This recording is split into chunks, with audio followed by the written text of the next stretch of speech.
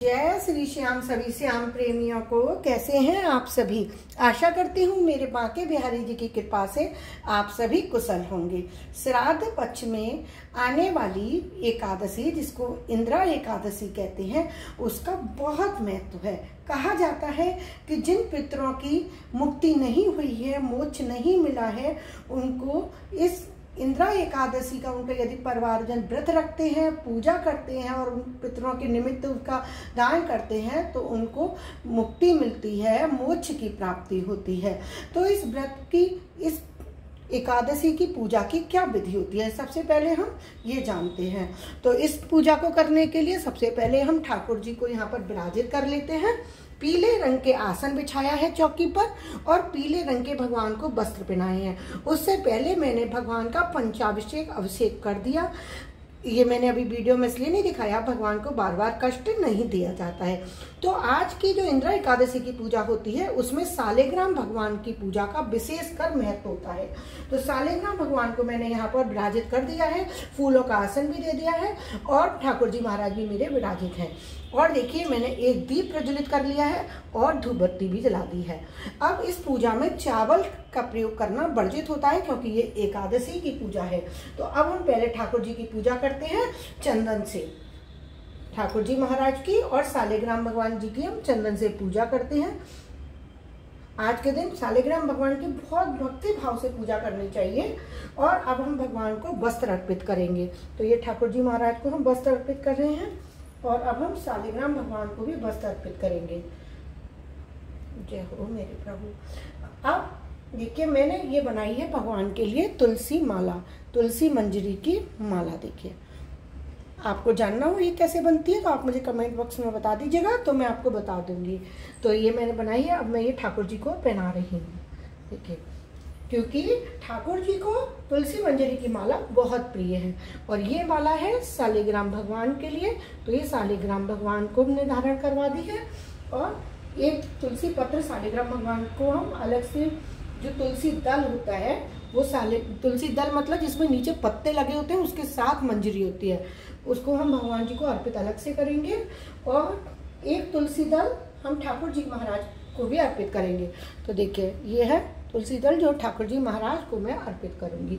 तुलसी का भगवान को बहुत महत्व चढ़ाने का। एकादशी के दिन भगवान को तुलसी बहुत प्रिय है। अब हम भगवान के समक्ष रखेंगे भोग। तो एकादशी के भोग में, विष्णु भगवान के भोग में भगवान को केला बहुत प्रिय होता है। तो केले का भोग भगवान के समक्ष हम अर्पित करेंगे और खोए की बनी हुई मिठाई, जो मावा की बनी हुई मिठाई, क्योंकि एकादशी की पूजा है तो हम एकादशी की पूजा में भगवान को मिष्ठान में मिठाई का, खोए की मिठाई का भोग लगाएंगे। अब हम हाथ में ले लेंगे फूल और कथा सुनेंगे। अब हम हाथ में ले लेंगे कुछ पुष्प और कथा को सुनेंगे। इंदिरा एकादशी की कथा का सुनने का बहुत महत्व है, इसके बिना पूजा विधि पूरी नहीं होती है। धर्मराज युधिष्ठिर कहने लगे कि हे भगवान, आश्विन कृष्ण एकादशी का क्या नाम है, इसकी विधि तथा फल क्या है, सो कृपा करके कहिए। भगवान श्री कृष्ण कहने लगे कि इस एकादशी का नाम इंदिरा एकादशी है। यह एकादशी पापों को नष्ट करने वाली और पितरों को अधोगति से मुक्ति देने वाली होती है। हे राजन, ध्यान पूर्वक इसकी कथा सुनो। इसके सुनने मात्र से ही वाजपेयी यज्ञ का फल मिलता है।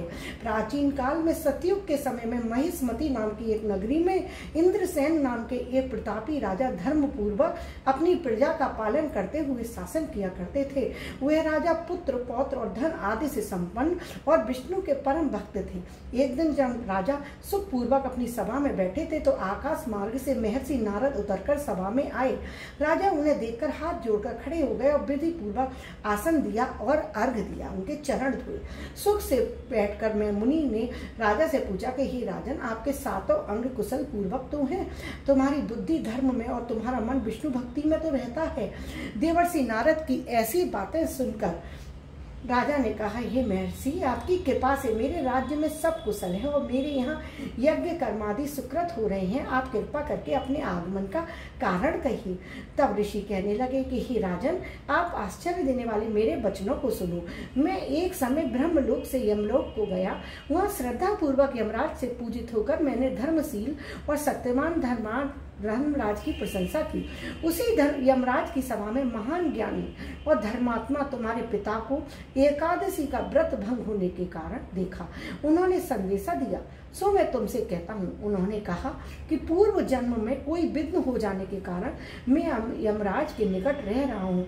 सो हे पुत्र, यदि तुम आश्विन मास की कृष्ण पक्ष की एकादशी, जो इंदिरा एकादशी के नाम से जानी जाती है, मेरे निमित्त उसका व्रत करो तो मुझे स्वर्ग की प्राप्ति हो सकती है। इतना सुनकर राजा कहने लगे कि हे महर्षि, आप इस व्रत की विधि मुझसे विधि पूर्वक कहिए। नारद जी कहने लगे, आश्विन माह की कृष्ण पक्ष की दशमी के दिन प्रातः काल श्रद्धा पूर्वक स्नान आदि कर निवृत्त होकर पुनः दोपहर को नदी आदि में जाकर स्नान करें। फिर श्रद्धा पूर्वक पितरों को श्राद्ध कराएं, एक बार भोजन करें। प्रातः काल होने पर एकादशी के दिन दातुन आदि करके स्नान करें। फिर व्रत के नियमों को बलि पूर्वक ग्रहण करते हुए भोजन करें। मैं आज संपूर्ण भोगों को त्याग कर निराहार एकादशी का व्रत करूंगा।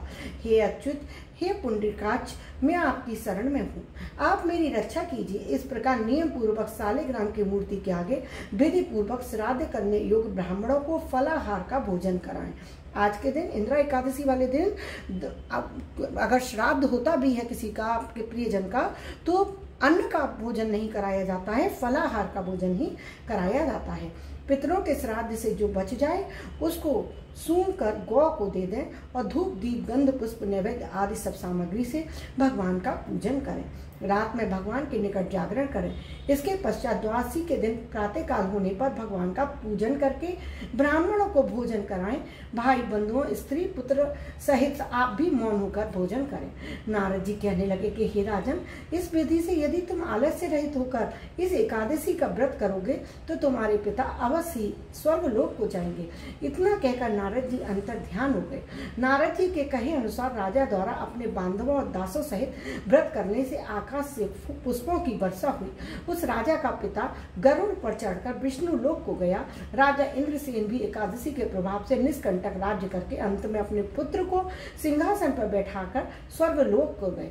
हे युधिष्ठिर, ये इंदिरा एकादशी के व्रत का महात्म मैंने तुमसे कहा।